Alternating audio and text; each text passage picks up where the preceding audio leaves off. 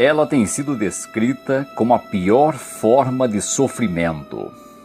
Certa pessoa já a descreveu como a maior provação da sua vida. Ainda outra disse que combatê-la equivale a travar uma desabalada luta sem trégua cada minuto de cada dia. A Organização Mundial de Saúde já classificou como o primeiro problema de saúde do mundo. Ela pode ser uma assassina, uma inimiga implacável que pode aleijar de forma temporária ou permanente. Conseguir reconhecê-la poderia significar a diferença entre a vida e a morte. Trata-se da depressão mental, um humor inflexível e destrutivo que também produz sintomas físicos ou somatiza doenças. Só para você ter uma ideia do efeito devastador desse mal sobre a humanidade, vale ressaltar que, segundo a Organização Mundial de Saúde, ela se tornou em 98 o mal mais comum entre as mulheres, superando o câncer de mama e as doenças cardíacas. Cerca de 330 milhões de pessoas de ambos os sexos no mundo inteiro padecem desse tipo de sofrimento profundo, o equivalente a 2 vezes a população do Brasil. Estima-se que irão surgir 2 milhões de novos deprimidos a cada ano. Só no Brasil, são mais de 10 milhões de sofredores patológicos. As várias faces do mal incluem o mau humor permanente, a sensação de desconforto e a tristeza profunda, que ultrapassa de 2 ou 3 semanas. Ela tem diversos nomes. É chamada de episódio depressivo, depressão recorrente, depressão maior, depressão unipolar e transtorno unipolar do humor. Existe também o transtorno bipolar do humor. Podemos dizer que esta doença, somada às demais, vem a potencializar o efeito de textos bíblicos, tais como Romanos capítulo 8, versículo 22 e 2 Timóteo capítulo 3, versículo 1. O primeiro texto diz que toda a humanidade persiste em gemer, toda a criação, e junta está em dores até agora. E a segunda passagem diz que nos últimos dias haveria tempos difíceis de manejar. Mas qual é exatamente a causa desse mal? Será que é tudo psicológico? É da cabeça da pessoa? É de ideias que ela cria na mente? Ou será que é o resultado direto dos problemas externos que temos na vida, tais como dificuldades financeiras, doenças, solidão ou problemas familiares? Será que a depressão é uma fraqueza espiritual ou fraqueza de caráter ou de personalidade? O que é mais difícil de suportar? Uma vida em cadeira de rodas, no leito hospitalar, a falta de membros no corpo ou a depressão? Quem tanto pode ser atingido por essa doença? E o que é mais importante, como combater e tratar esse mal e contribuir para que outros também o façam?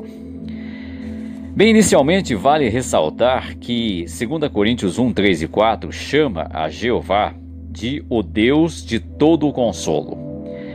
E 1 João capítulo 1, versículo 5 diz que Deus é luz e que não há nenhuma escuridão em união com Ele. Portanto, Jeová é iluminantemente esclarecedor. Ele não quer que ninguém sofra ou padeça por falta de conhecimento ou pela ignorância.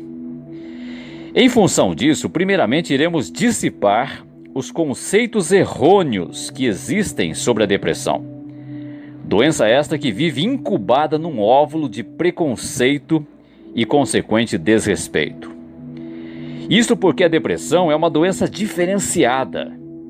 Ela não pode ser auscultada pelo estetoscópio, não pode ser revelada em radiografia, nem observada em exames gerais de laboratório. Não.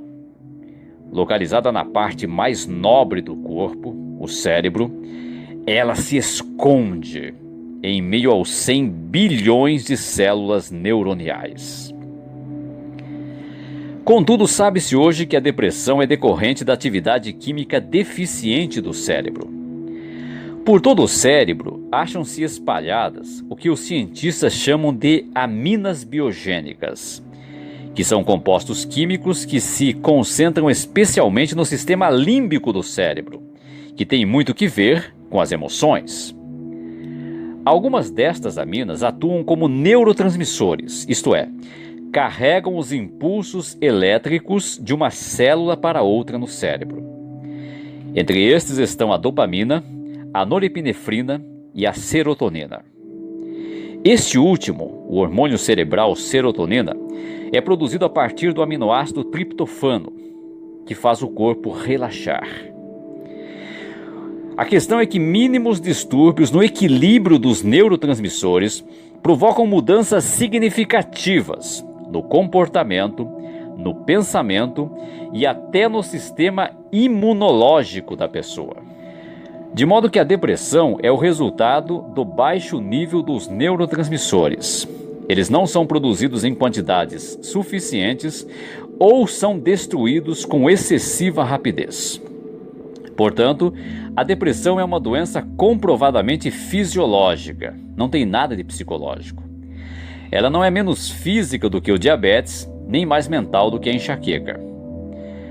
Por exemplo, imagine alguém que está com fome e que, em resultado disso, venha a apresentar sintomas físicos, tais como vertigem, e sintomas comportamentais, como irritação e nervosismo. Diria que tudo isso é psicológico? Ou existe um problema real, a falta de alimento? Pois bem, a grosso modo, pode-se dizer que a depressão é um sintoma da fome que o cérebro está passando por falta de neurotransmissores. É como um carro que está sem combustível. Não adianta ficar dando a partida, só vai arriar a bateria. Não adianta ficar dizendo para a pessoa faminta que ela tem de ficar com o rosto animado. Dê comida a ela e ela ficará animada. Do mesmo modo, não adianta dizer ao deprimido que ele tem de se animar, ver a vida com alegria. Não. O seu cérebro precisa produzir mais neurotransmissores. E nesse caso não dá para ir a um supermercado e comprar uma cesta básica de neurotransmissores e entregar para a pessoa doente. O cérebro dela é que tem de produzir isso. Então, como resolver o problema? Sobre isso falaremos daqui a pouco. Mas ainda nesta mesma linha de raciocínio, deve-se sublinhar que a depressão é hereditária. Isso mesmo. Podemos ilustrar a situação com pessoas que nasceram financeiramente pobres em comparação com outras que nasceram financeiramente ricas. As pobres têm maior probabilidade de incorrer em dívidas ou de acabar na lista da assistência social do que as que nasceram ricas. Similarmente, devido à hereditariedade, alguns já nascem pobres, mas não materialmente, e sim emocionalmente. E assim, têm maior probabilidade de incorrer em dívidas em sentido emocional e vir a sofrer de depressão. É como um limite de cheque especial. Se a pessoa ultrapassar aquele limite, ela vai ficar em débito para com o seu banco da saúde e ele não vai pagar a conta. Mas alguns só vêm a apresentar a doença em situações de graves tensões emocionais. Então surge a pergunta, não seria então a depressão um mal circunstancial, provocado pelo ambiente externo em que a pessoa se encontra? Não. Podemos comparar a pessoa deprimida com um carro que enguiça ao subir uma forte ladeira. Em certo sentido, isso se deu pelo fato de subir a ladeira. Por outro lado, se o motor estivesse em bom estado, o problema não teria acontecido. Portanto, o estresse do meio ambiente pode desencadear o colapso, mas para isso acontecer, tem de haver uma deficiência biológica, uma fraqueza no motor. De modo que a tendência à depressão é genética. O desgaste cotidiano apenas cumpre o papel de mero detonador. Mas uma vez que a depressão é uma doença fisiológica, ela não é uma doença espiritual. Então vamos comprovar isso através de uma passagem bíblica. Filipenses capítulo 2, versículo 25, que nos diz o seguinte: No entanto, considero necessário enviar-vos Epafrodito, meu irmão e colaborador, e soldado companheiro, mas vosso enviado e servidor particular para as minhas necessidades. Então, o apóstolo Paulo, por volta do ano 58 era comum, estava preso em Roma. Os cristãos em Filipos, na Grécia, embora materialmente muito pobres, queriam muito ajudá-lo, de modo que enviaram Epafrodito, um outro cristão, até ele. A viagem até Roma era muito extensa, cansativa e perigosa. É provável que Epafrodito tenha seguido a Via Ignácia, uma estrada romana que atravessava Macedônia. Daí ele atravessou o mar Adriático até o calcanhar da Península Italiana e depois subiu pela Via Ápia até Roma. Foi uma viagem de mais de 1.200 quilômetros, numa só direção, que provavelmente levou mais de um mês, cobrindo de 30 a 35 quilômetros por dia, exposto às intempéries como o frio, o calor abrasador, chuvas, tempestades, ventos cortantes e a perigos e salteadores. Ao longo das estradas romanas havia algumas mutaciones, ou pontos de parada, onde era possível encontrar mantimentos. Essas tabernas tinham uma reputação horrível, sendo frequentadas por prostitutas, assassinos, ladrões, escravos foragidos, carrascos e fabricantes de caixões. Havia um só copo para todos. E ninguém tinha uma cama só para si, nem uma mesa separada dos demais. A água era péssima e os quartos eram superlotados, sujos, úmidos e infestados por pulgas. Epafrodito passou por tudo isso. E veja o que Paulo diz a respeito dele agora no versículo 30. Porque ele chegou quase a morrer por causa da obra do Senhor, expondo a sua alma ao perigo, a fim de compensar plenamente o não estardes aqui para me prestar serviço particular. Note que Paulo usa o verbo expor. E nesse caso ele usou uma palavra de linguagem de jogatina, a palavra paravolevissamenos, que literalmente significa apostar. Portanto, Epafrodito apostou a sua vida a favor do serviço de Cristo.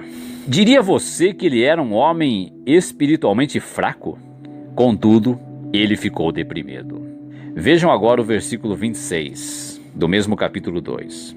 Visto que ele tem saudade de ver todos vós, e está deprimido por terdes ouvido que ele adoeceu. Paulo usou uma palavra grega muito forte, ademonel, para estar deprimido, o que indica uma condição confusa, desassossegada, muito perturbada. Para você ter uma ideia da força desta palavra, o único outro uso dela na Bíblia, nas escrituras gregas cristãs, o chamado Novo Testamento, é para descrever a agonia intensa de Jesus no jardim de Getsêmani, em Mateus capítulo 26, versículo 37. Portanto, a depressão não é uma fraqueza espiritual. Mas e quando a pessoa não consegue frequentar as reuniões cristãs, nem participar no ministério de evangelização, não indica isso uma fraqueza espiritual? Não necessariamente. A revista A Sentinela, de 15 de novembro de 1988, na página 24, mostrou que é possível que a doença limite a pessoa a tal ponto. A situação pode ser comparável a uma pessoa que está imobilizada num leito hospitalar, ligada a diversos aparelhos. Diria que tal pessoa é fraca espiritualmente por não poder assistir às reuniões cristãs e nem participar no ministério cristão? A pessoa que tem depressão intensa está numa situação similar. Às vezes nem consegue sair do quarto. Então, visto que é muito difícil demarcar onde termina a doença física e onde começa a doença espiritual, não devemos precipitar-nos em fazer julgamentos. Nosso trabalho não é julgar, e sim ajudar. Então surge a pergunta: como podemos ajudar uma pessoa deprimida? Novamente, a revista A Sentinela, de 15 de outubro de 1988, página 27, mostrou que em casos intensos é necessário ajudar a pessoa a procurar assistência médica. O mesmo é enfatizado na Sentinela de 15 de março de 1990, página 30. Por conseguinte, é necessário tratamento especializado. Hoje a medicina psiquiátrica progrediu bastante. Muitas drogas psiquiátricas não são alucinógenas, nem tranquilizantes e nem tampouco viciadoras. Servem apenas para corrigir desequilíbrios químicos no cérebro. A situação pode ser comparada ou encarada quase da mesma forma como o diabético ter de usar insulina, o hipertenso ter de tomar remédio para pressão alta e assim por diante. Mas parece que o problema reside em encontrar profissionais competentes. Um estudo do Instituto Nacional de Saúde Mental dos Estados Unidos da América revelou que a mais da metade dos pacientes de depressão são prescritos os medicamentos errados.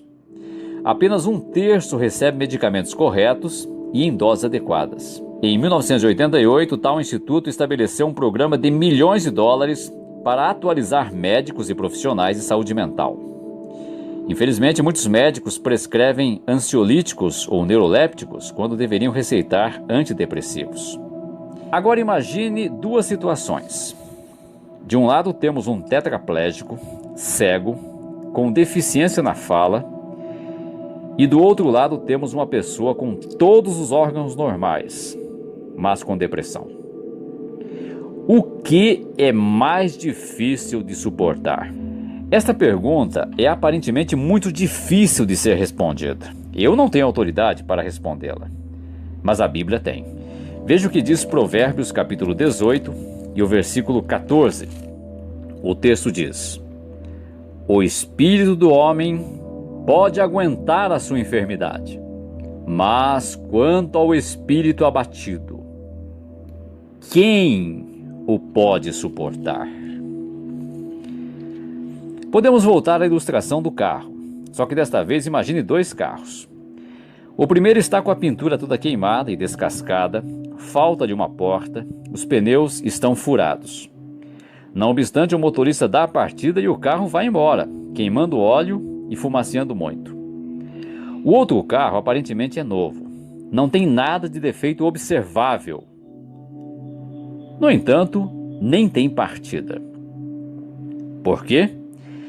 Evidentemente há um problema elétrico.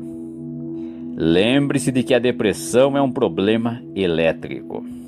São poucos impulsos elétricos entre os neurônios. Então a pessoa pode aparentar não ter nada, mas é como aquele carro que não sai do lugar. E aí é que nós vemos a falha em alguém chegar e dizer a ela: você que tem todos os membros do corpo, é sadio, está aí desanimado. Devia sentir vergonha. Tem pessoas que têm falta de membros e estão sorrindo. É verdade. Só que tais pessoas não foram atingidas no espírito, na sua força motriz. Consequentemente, comentários assim não ajudam em nada. Elas só aumentam ainda mais a carga emocional do deprimido. Aumentam ainda mais o seu sentimento de culpa. Também vale ressaltar que a doença não é uma fraqueza de personalidade. Não é falta de força de vontade. Não tem nada a ver com maturidade mental ou intelectual. Até mesmo pessoas bem-sucedidas na vida podem vir a incorrer na doença. A exemplo disso, temos a revista Veja, de 26 de fevereiro de 1997, também na página 97, que fala de um empresário de Curitiba, chamado Márcio Bamberg, de 41 anos, que ao abandonar a sociedade que tinha numa empresa de consultoria em 91, caiu na depressão. O relato diz que ele passava todos os dias em casa, de pijama, sem coragem para procurar emprego. Perdeu 10 quilos. Teve de pedir dinheiro emprestado aos pais e ao sogro para sustentar a família. Adquiriu então o que os dentistas chamam de bruxismo. Durante o sono, ele rangia os dentes de forma brutal. Em apenas 2 meses, seus dentes caíram inexoravelmente, um a um, restando-lhe apenas 2 caninos e 2 pré-molares. Mas depois de 2 anos de terapia, Bamberg recuperou-se, retomou sua carreira e com sua nova empresa, em 97, estava faturando na época R$60 mil por mês. Então veja que não é um problema de personalidade, de falta de força de vontade, ou de maturidade emocional, mental ou intelectual. Agora, por que as mulheres são mais suscetíveis à depressão do que os homens? A proporção é de 2 para 1. Descobriu-se que os neurônios das mulheres são banhados com quantidades menores de serotonina, que é mais abundante no cérebro masculino. Também a instabilidade hormonal durante a vida, mais acentuada nas mulheres do que nos homens, tem seu papel. Uma outra explicação científica é a de que as mulheres seriam mais abertas para aceitar e revelar que sofrem de depressão. Por ser confundida com um traço de fraqueza de caráter pela sociedade humana, a depressão tende a ser negada pelos homens. Assim, olhando desse ponto de vista, as mulheres estariam sendo mais corajosas do que os homens. E já existe outra doença, uma síndrome conhecida como distimia, também provocada por desequilíbrio químico no cérebro. Essa doença só foi reconhecida pela Organização Mundial de Saúde no começo dos anos 90 e afeta mais de 5 milhões de brasileiros. Você conhece aquela pessoa que já acorda de mal com a vida? Conhece? Que não tem vontade de se levantar da cama, que está sempre mal-humorada. É o coloquialmente chamado pavio curto, é pessimista e mesmo nas mais divertidas situações ou festas não consegue ter prazer? Seria um chato? Não. Um distímico. Hoje a chatice tem outro nome, chama-se distimia, a síndrome do mau humor crônico. Eu vou fazer aqui uma série de perguntas que são uma adaptação de um teste da Universidade de Cornell, nos Estados Unidos, para ajudar a identificar a distimia. E à medida em que você ouvir as perguntas, procure analisar se você possui esses sintomas mencionados aqui. Primeira pergunta: você fica chateado ou deprimido a maior parte do tempo? 2. Isso vem acontecendo nos últimos 2 anos? 3. Quando você fica deprimido, perde o apetite ou come demais? 4. Você tem problemas para dormir ou dorme muito? 5. Você sempre fica muito cansado? 6. Você tem pouca energia para fazer atividades? 7. Você é introspectivo, uma pessoa fechada? 8. Você se acha sem valor ou como se estivesse sempre falhando? 9. Você tem problemas de concentração? E 10. Você tem problemas para tomar decisões? Se você respondeu sim a 3 ou mais destas perguntas, não descarte a possibilidade de estar com distimia. A diferença entre a depressão e a distimia é que a depressão é incapacitante e a distimia é autolimitante. Quer dizer, no caso da distimia, a pessoa desenvolve as atividades normais da vida, mas sem sentir prazer. O tratamento com medicação adequada ajuda a equilibrar os neurotransmissores do cérebro. Porém, além da ajuda médica, o que podemos pessoalmente fazer? É interessante que certa pesquisa demonstrou que o modo em que pensamos pode influir na química de nosso cérebro. Isso mesmo, conforme o tipo de pensamento, nós formamos um neurotransmissor diferente. Vamos fazer aqui um teste? Pensa num jardim bastante florido, um local atapetado de grama verde. Ou talvez numa praia com gaivotas voando, um lindo pôr do sol, uma brisa suave e refrescante. Se você visualizou isso, então você produziu um neurotransmissor chamado GABA, o ácido gama-aminobutírico, que acalma as células. Isso nada mais é do que uma explicação científica de um texto bíblico que já foi escrito há muito tempo. há muitos séculos. Filipenses capítulo 4 e o versículo 8, que nos diz: Por fim, amados, todas as coisas que são verdadeiras, todas as que são de séria preocupação, todas as que são justas, todas as que são castas, todas as que são amáveis, todas as coisas de que se fala bem, toda virtude que há e toda coisa louvável que há, continuai a considerar tais coisas. Então veja, se focarmos a mente em coisas positivas, evidentemente iremos produzir neurotransmissores que darão alegria, prazer, calma. Observe também que o texto fala de observar coisas que são castas, coisas que são moralmente corretas. Portanto, evite espetáculos que firam a consciência. De modo que temos de ajustar o nosso padrão de pensamentos. Uma das coisas que precisamos riscar da nossa vida é uma palavra chamada perfeccionismo. Querer tudo perfeito. Eclesiastes 7,16, na parte A, fala para não ser justo demais, ou seja, exigente demais. Querer ter sucesso em tudo, ser capaz de suportar qualquer dificuldade com disposição calma, nunca ofender-se, estar sempre no auge da eficiência.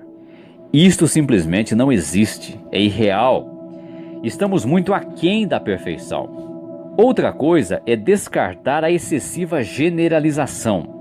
Encarar um único acontecimento negativo como se fosse um infindável padrão de derrotas. É 8 ou 80? Não, nem 8, nem 80. Uma única falha, quando conscientemente combatida, não compromete todas as suas qualidades. Deve-se também evitar o errado senso de valores, ou seja, depender do que os outros pensam sobre nós, depender do dinheiro, da posição social, do poder ou das drogas. Temos de depender do que Jeová pensa sobre nós. Portanto, tenha um conceito equilibrado de seu próprio valor. Visto que Deus considera preciosos os seus servos, nossa aprovação não depende de outros humanos. Assim, se alguém com justiça o criticar, reconheça isto como dirigido a algo específico que você fez, e não ao seu inteiro valor como pessoa. Concentre-se nos seus pontos fortes, naquilo em que você é perito. Adicionalmente, devemos aplicar o que diz Filipenses capítulo 3, versículos 13 e 14, onde o apóstolo Paulo escreveu: Irmãos, não me considero ainda como tendo obtido. Ele falava sobre a sua esperança de vida eterna. Mas há uma coisa a respeito disso: esquecendo-me das coisas atrás e esticando-me para alcançar as coisas na frente, empenho-me para alcançar o alvo do prêmio da chamada para cima da parte de Deus por meio de Cristo Jesus. Note que Paulo disse sobre deixar as coisas para trás. Ele mencionou aqui sobre esquecer das coisas que ficaram para trás. Então não devemos remoer o passado. Devemos perdoar de coração aqueles que merecem o nosso perdão. É interessante que essa palavra perdoar tem um significado bastante forte, porque esse prefixo per tem um sentido bastante forte, e nós encontramos-lo em verbos tais como persistir, que é muito mais do que insistir. É insistir de forma continuada. Perseguir, que é muito mais do que seguir, é seguir encarniçadamente alguma coisa. Perdurar, que é muito mais do que durar, mas é durar continuamente, por um longo período, por toda uma vida. Percorrer, que é mais do que correr, mas é cobrir uma certa distância, muitas vezes grande, enorme. E perdoar é muito mais do que você doar ou dar alguma coisa. É você doar de coração. Então, perdoe o passado, esqueça-o, deixe-o para trás e viva a sua vida a partir de agora. Também não desperceba o valor da oração. Mesmo que não percebamos, as orações dos servos de Jeová são ouvidas instantaneamente, de uma forma talvez que você não perceba no momento, mas irá perceber futuramente. Por fim, temos de evitar a ideia promovida pelo diabo de que nós não valemos nada e de que nós não somos amados. Portanto, se a vida nesse sistema de coisas lhe tiver ensinado a encarar-se como um obstáculo desanimador demais, mesmo para o amor imenso de Deus superar, ou que suas boas obras são insignificantes demais para serem notadas mesmo pelos olhos dele, que observam tudo, ou que seus pecados são enormes demais para serem cobertos mesmo pela morte do filho precioso dele, então a vida lhe ensinou uma grande mentira. Rejeite mentiras assim com toda a repugnância que elas merecem. Ao contrário, lembre-se sempre do amor de Deus, que foi esplendidamente ilustrado pelo apóstolo Paulo no livro de Romanos, no capítulo 8. Inicialmente, vamos ler os versículos 31 e 32, onde ele diz: Que diremos então quanto a estas coisas? Se Deus é por nós, quem será contra nós? Aquele que nem mesmo poupou o seu próprio filho, mas o entregou por todos nós, por que não nos dará também com ele bondosamente todas as outras coisas? Reflita comigo. Se Jeová não poupou o mais caro tesouro do seu coração, o que é para ele nos dar o paraíso na terra? O que é o paraíso em comparação com o Filho de Deus? Lemos no versículo 35. Quem nos separará do amor do Cristo? Acaso tribulação, ou aflição, ou perseguição, ou fome, ou nudez, ou perigo, ou espada? Versículos 38 e 39. Pois estou convencido de que nem a morte, nem a vida, nem anjos, nem governos, nem coisas presentes, nem coisas por vir, nem poderes, nem altura, nem profundidade, nem qualquer outra criação será capaz de nos separar do amor de Deus, que está em Cristo Jesus, nosso Senhor. Aqui diz que nem a morte pode separar-nos do amor de Deus. Obviamente está falando do amor que Deus tem por nós, e não do amor que nós temos por Deus. Porque o nosso amor por Deus acaba sim na morte. Lá em Eclesiastes 9, 5, 6 e versículo 10, diz que na morte não há amor, não há inveja, não há ciúme, porque a pessoa está inconsciente. Mas o amor de Deus por ela não acaba na morte, porque Jeová prometeu ressuscitá-la, e fará isso no tempo devido. Que Deus maravilhoso nós temos! Portanto, tenha certeza de que Deus tem interesse pessoal em você, que Ele compreende suas limitações e que lhe dará força para enfrentar cada dia. Fixe seus olhos na preciosa esperança à frente. Encare o distúrbio como um refinador de sua fé.